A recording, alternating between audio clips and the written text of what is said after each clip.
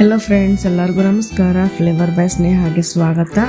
ಇವತ್ತು ನಾನು ಒಂದು ಯಾವುದೋ ಸ್ಪೆಷಲ್ ರೆಸಿಪಿ ಮಾಡ್ಲಿಕ್ಕತ್ತೀನಿ. ನಿಮ್ಮ ಥಂಬ್ನೇಲ್ ನೋಡಿ ಗೊತ್ತಾಗಿರ್ಬೋದು.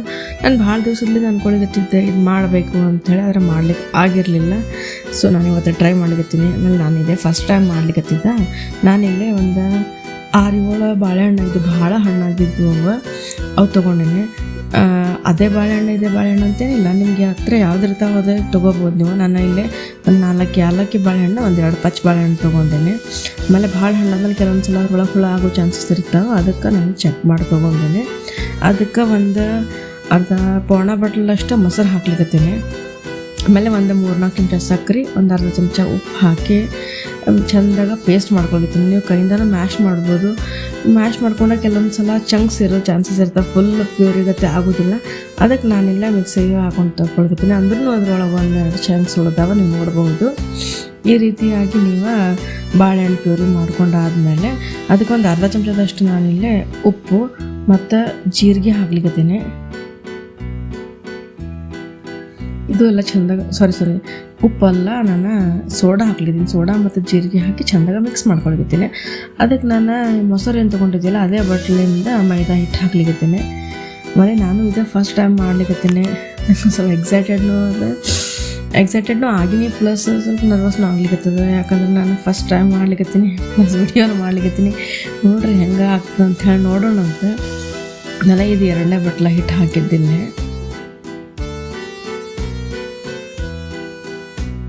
ಯಾಕಂದರೆ ನೀವು ಬಾಳೆಹಣ್ಣು ಮತ್ತು ಮೊಸರು ಪೇಸ್ಟ್ ಮಾಡ್ಕೊಂಡಿದ್ದ ರೀತಿ ಮೇಲೆ ಹೋಗ್ತದೆ ಅಂತಂದ್ರೆ ಕೆಲವೊಂದು ಸಲ ಗಟ್ಟಿನೂ ಆಗ್ತದೆ, ಕೆಲವೊಂದು ಸಲ ಅದು ಹಳ್ಳಕ್ಕಾಗೋ ಚಾನ್ಸಸ್ ಇರ್ತದೆ. ಅಂದರೆ ಇಷ್ಟು ಮೊಸರು ಹಿಂಗೆ ಹಾಕಿದ್ರೆ ಇಷ್ಟ ಹಿಟ್ಟು ಹಿಡಿತದೆ ಅಂತ ಏನು ಹೇಳಲಿಕ್ಕೆ ಆಗೋದಿಲ್ಲ. ಸೊ ನಾನು ಸ್ವಲ್ಪ ಹಾಕೋತ ಚೆಂದಾಗಿ ಕಲ್ಸ್ಕೊತ ಹೊಂಟೇನೆ. ನೋಡಿರಿ, ಇದು 3ನೇ ಬಟ್ಲ ನಾನು ಹಾಕೊಂಡಿದ್ದೆ. ಇಷ್ಟೊತ್ತು ಭಾಳ ಅಳ್ಳಕ್ಕಿತ್ತು ಅಂತ ಅಂದ್ಕೊಂಡು ನಾನು ಚಮಚಲ್ಲೇ ಕಲ್ಸ್ಲಿಕ್ಕಿದ್ದೆ. ಈಗ ಒಂದು ಸ್ವಲ್ಪ ಗಟ್ಟಿ ಆಯ್ತು, ಸೊ ಕೈಲಿಂದ ಕಲ್ಸ್ಲಿಕ್ಕೆ ಚೆಂದ ಮಾಡೀನಿ. ಇದು ಇಷ್ಟು ಹಿಟ್ಟು ಇದ್ರೊಳಗೆ ಹಿಡಿತದೆ ಅಂದರೆ ನಾನು ನೋಡಿದ ಮಟ್ಟಿಗೆ. ಆಮೇಲೆ ಇದು ಪೂರ್ತಿ ಗಟ್ಟಿ ಚಪಾತಿ ಹಿಟ್ಟಿನಂಗೆ ಏನು ಕಲಸೋ ಅವಶ್ಯಕತೆ ಇಲ್ಲ, ಒಂದು ಸ್ವಲ್ಪ ಗಟ್ಟಿ ಆದರೆ ಸಾಕು. ಅಂದರೆ ನೀವು ಅದು ಪೂರಿಗತ್ತೆ ಅವು ಬನ್ಸ್ ಮಾಡಲಿಕ್ಕೆ ನಿಮ್ಗೆ ಹ್ಯಾಂಡಲ್ ಮಾಡ್ಲಿಕ್ಕೆ ಆಗುವಷ್ಟು ಗಟ್ಟಿ ಆದರೆ ಸಾಕು. ನೋಡ್ರಿ, ಇಷ್ಟು ಗಟ್ಟಿ ಮಾಡಿಟ್ಟೆ ನೀವು. ಆಮೇಲೆ ಜಾಸ್ತಿ ಗಟ್ಟಿ ಮಾಡಿದ್ರೆ ನಾವು ಇದು ಓವರ್ನೈಟ್ ಫರ್ಮೆಂಟ್ ಮಾಡ್ಲಿಕ್ಕೆ ಇಡ್ತೀವಲ್ಲ, ಸೊ ಹಾಗಾಗಿ ಸ್ವಲ್ಪ ಅಳ್ಳಕ್ಕಿಟ್ರೆ ಫರ್ಮೆಂಟ್ ಲಘು ಆಗ್ತದೆ. ಆಮೇಲೆ ನಂದು ಒಂದು ಚೂರು ಎಣ್ಣೆ ಹಚ್ಕೊಂಡು ಅಂತ ಅದಕ್ಕೆ ಇಲ್ಲಿಂದ ಗ್ರೀಸ್ ಮಾಡಿ ನಾನು ಅಂಟ್ಕೋಬಾರ್ದು ಅಂತ ಹೇಳಿ ನಾನು ಇದಕ್ಕೆ ಓವರ್ನೈಟ್ ಇಟ್ಟೀನಿ. ನೀವು ಮಿನಿಮಮ್ ಅಂದರೆ 7-8 ತಾಸು ತನಕ ಇಡ್ಬೋದು. ಗುಡ್ ಮಾರ್ನಿಂಗ್ ಫ್ರೆಂಡ್ಸ್, ಇವತ್ತು ಟೀಚ್ದು ಶುರು ಮಾಡೋಣ ಅಂತ ಮಾರ್ನಿಂಗು. ನಾನು ಇವಾಗ ಮುಂಜಾನೆ ಚಹಾ ಮಾಡ್ಲಿಕ್ಕತ್ತೀನಿ. ಚಹಾ ಮಾಡಿ ಆದಮೇಲೆ ನಾನು ಒಂದು 10-10:30 ಅದು ಹಿಂಗೆ ನಾನು ಇದು ಪುರಿ ಮಾಡ್ಲಿಕ್ಕತ್ತೀನಿ. ಆಲ್ಮೋಸ್ಟ್ ಒಂದು 13-14 ತಾಸು ಫರ್ಮೆಂಟ್ ಆಗ್ಯದ ನಂದು ಬನ್ಸ್ ಹಿಟ್ಟು. ಆಮೇಲೆ ಇನ್ನತನ ಯಾರನ್ನ ಚಾನಲ್ ಸಬ್ಸ್ಕ್ರೈಬ್ ಮಾಡಿಲ್ಲ, ಪ್ಲೀಸ್ ಸಬ್ಸ್ಕ್ರೈಬ್ ಮಾಡಿರಿ. ಮತ್ತು ನಿಮ್ಗೆ ರೆಸಿಪಿ ಹೆಂಗೆ ಅನಿಸ್ತು ಅಂತ ಹೇಳಿ ಕಮೆಂಟ್ ಮಾಡಿ ಹೇಳಿಕ್ಕೆ ಮರಿಬೇಡ್ರಿ. ನಾನಿಲ್ಲ ಅದ್ರ ಜೊತೆಗೆ ಒಂದು ಸಾಗು ಮಾಡ್ಲಿಕ್ಕತ್ತೀನಿ.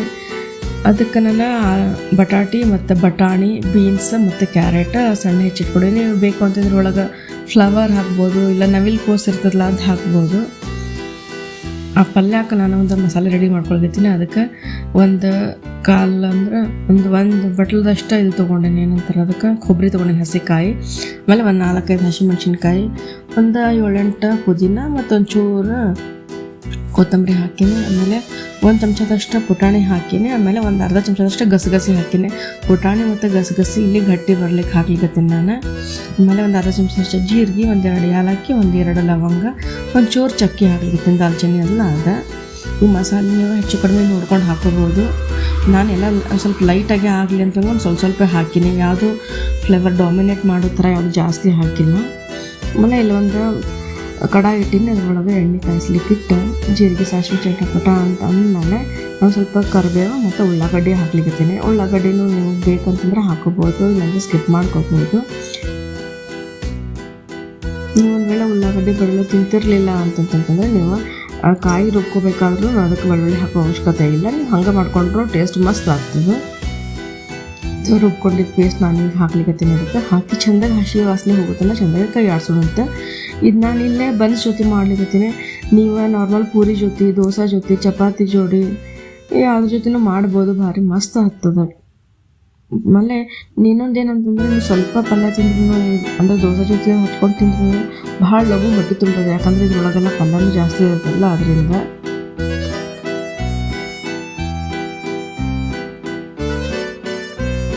ನೋಡ್ರಿ ಇದೆಲ್ಲ ಪಲ್ಯ ಮತ್ತು ತೆಂಗಿನಕಾಯಿ ಚೆಂದಾಗ ಮಿಕ್ಸ್ ಮಾಡಿ ಕುದಿಲಿಕ್ಕೆ ಇಡೋಣ ಅಂತ ರುಚಿಗೆ ತಕ್ಕಷ್ಟು ಉಪ್ಪು ಹಾಕ್ಲಿಕ್ಕೆ ನಾನು.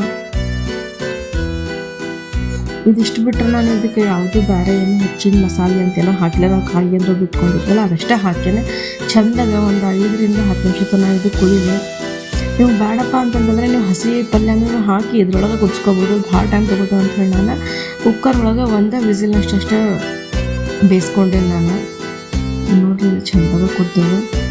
ಇದು ಚೆಂದಾಗಿ ಕುದೀತನ ನಾನು ಚಟ್ನಿ ಮಾಡ್ಕೊತೀನಿ ಅಂತ. ನಾನು ಆ್ಯಕ್ಚುಲಿ ಅದು ಚಟ್ನಿ ಶೂಟ್ ಮಾಡ್ಕೋಬೇಕಂತ ಅಂದ್ಕೊಂಡೆ, ಆದರೆ ಲೈಟ್ ಹೋದು ಅಂತೇಳಿ ನಂಗೆ ಮಾಡ್ಲಿಕ್ಕೆ ಆಗಲಿಲ್ಲ.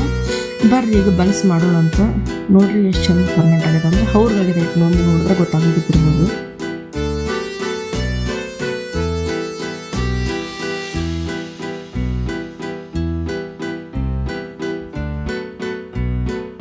ಈ ರೀತಿ ಒಂದು ಸಣ್ಣ ಸಣ್ಣ ನಾರ್ಮಲ್ ಪೂರಿ ಮಾಡ್ತಿರಲ್ಲ ಅದಕ್ಕಿಂತ ಒಂದು ಸ್ವಲ್ಪ ದೊಡ್ಡ ತೊಗೋರಿಬೋ ಅನ್ಸೋದಕ್ಕೆ. ಆಮೇಲೆ ನಾನು ಇದೇ ಫಸ್ಟ್ ಟೈಮ್ ಮಾಡ್ಲಿಕ್ಕತ್ತಿಲ್ಲ, ಇದು ಯಾವ ರೀತಿ ಬರುತ್ತೆ ಅಂತ ನನಗೇನು ಐಡಿಯಾ ಇರಲಿಲ್ಲ. ಸೊ ನಾನು ಅದಕ್ಕೆ ಹಚ್ಚಲಿಕ್ಕಂತ ಹಿಟ್ಟು ತೊಗೊಂಡೇನೆ. ಆಮೇಲೆ ಫಸ್ಟಿಗೆ ಒಂದು ಎಣ್ಣೆ ಹಚ್ಚಿ ಟ್ರೈ ಮಾಡ್ಲಿಕ್ಕತ್ತೀನಿ, ಯಾಕಂದರೆ ಹಿಟ್ಟು ಹಚ್ಚಿ ಮಾಡಿದ್ರೆ ಏನಾಗ್ತದೆ ಎಣ್ಣೆ ಎಲ್ಲ ಹಾಳಾಗ್ತದೆ ಅಂತ ಅಂದ್ಕೊಂಡು ನಾನು ಫಸ್ಟಿಗೆ ಒಂದು ಎಣ್ಣೆ ಹಚ್ಚಿ ಮಾಡ್ತೀನಿ. ಚಲೋ ಬಂದರೆ ಎಣ್ಣೆ ಹಚ್ಚಿನೇ ಮಾಡ್ತೀನಿ. ಆಮೇಲೆ ಲಟ್ಟಸಿಗೆ ಮಾಡ್ಬೋದು, ಅದಕ್ಕೆ ಹಿಟ್ಟು ಅಳ್ಳಕ್ಕಾಗಿ ಇತ್ತಲ್ಲ. ಸೊ ಅದರಿಂದ ನಮ್ಗೆ ಅಂದ್ರೆ ಅದು ಹಿಟ್ಟು ಮುಟ್ಟಿದ್ರಾಗ ತಾನೇ ಆಗಲಾಗ್ಲಿತ್ತು. ಸೊ ನಾನು ಕೈಯಿಂದನೇ ಆಗಲ್ ಮಾಡ್ಕೊಂಡ್ಬಿಟ್ಟಿನಿ. ನಿಮ್ಗೆ ಇನ್ನೊಂಚೂರು ಗಟ್ಟಿ ಇತ್ತಂತಂದರೆ ನೀವು ಲಟ್ಟಿಸ್ನೂ ಮಾಡ್ಕೋಬೋದು. ನನಗೆ ಫಸ್ಟ್ ಟೈಮ್ ಮಾಡ್ಲಿಕ್ಕತ್ತಿನ ಸ್ವಲ್ಪ ಎಕ್ಸೈಟೆಡ್ ಇದ್ದೀನಿ ಹೆಂಗಾಗ್ತಾವ ಅಂತೇಳಿ. ನಾವು ಹೊರಗಿಂದ ಹೋಟೆಲ್ನಾಗೆಲ್ಲ ರಗಡ್ಸಲು ತಿಂದೀವಿ, ಆದರೆ ನಾನು ಮನೆಯಾಗ ಯಾವತ್ತೂ ಟ್ರೈ ಮಾಡಿರಲಿಲ್ಲ.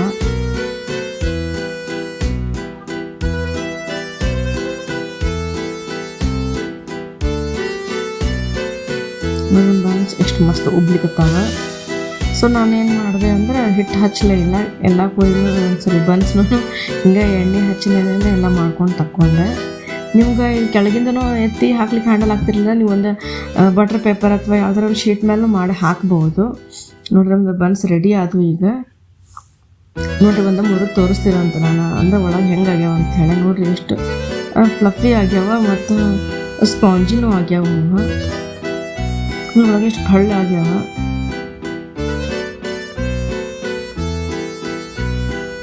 ನನಗೆ ಗೊತ್ತಾಗ ಇದು ಮಾಡ್ಲಿಕ್ಕೆ ಈಸಿ ಅದ, ತಿನ್ಲಿಕ್ಕೆ ಭಾರಿ ಮಸ್ತ್ ಟೇಸ್ಟ್ ಆಗ್ತದೆ ಅಂತ ಹೇಳಿ. ನೀವು ಒಂದು ಬೈಟ್ ಟ್ರೈ ಮಾಡಿ ನೋಡಿರಿ. ಆಮೇಲೆ ಈ ರೆಸಿಪಿ ಹೆಂಗೆ ಅನ್ನಿಸ್ತು ಅಂತ ಹೇಳಿ ಕಮೆಂಟ್ ಮಾಡ್ಲಿಕ್ಕೆ ಮರಿಬೇಡ್ರಿ. ಆಮೇಲೆ ನೀವು ಬನ್ಸ್ ನೋಡಿರಿ ಎಷ್ಟು ಹೆವಿ ಅವ ಅಂತಂತಂದ್ರೆ ನಾವು 2ರಿಂದ 3 ತಿನ್ನೋದ್ರಾಗೇ ನಮ್ಗೆ ಸಾಕಾಗಿ ಹೋಯಿತು. ರಾತ್ರಿ ಜನ ಒಟ್ಟು ಹಸಿವಿನೂ ಆಗಲಿಲ್ಲ. ಅದಕ್ಕೆ ರಾತ್ರಿ ಟೈಮ್ನಾಗ ಏನು ಮಾಡ್ಲಿಕ್ಕತ್ತೀನಿ, ನಂತರ ಇದು ಇನ್ಸ್ಟಂಟ್ ಬಿರಿಯಾನಿ ಇತ್ತು ಹಲ್ದಿರಾಮ್ದವ್ರಿಗೆ. ಸೊ ಭಾಳ ದಿವಸದಿಂದ ಇಟ್ಟಿದ್ದೆ, ಮಾಡ್ಲಿಕ್ಕೆ ಆಗಿರಲಿಲ್ಲ. ಅದಕ್ಕೆ ಇವತ್ತು ರಾತ್ರಿಗೆ ಅಷ್ಟು ಹಸಿವೂ ಇರಲಿಲ್ಲ.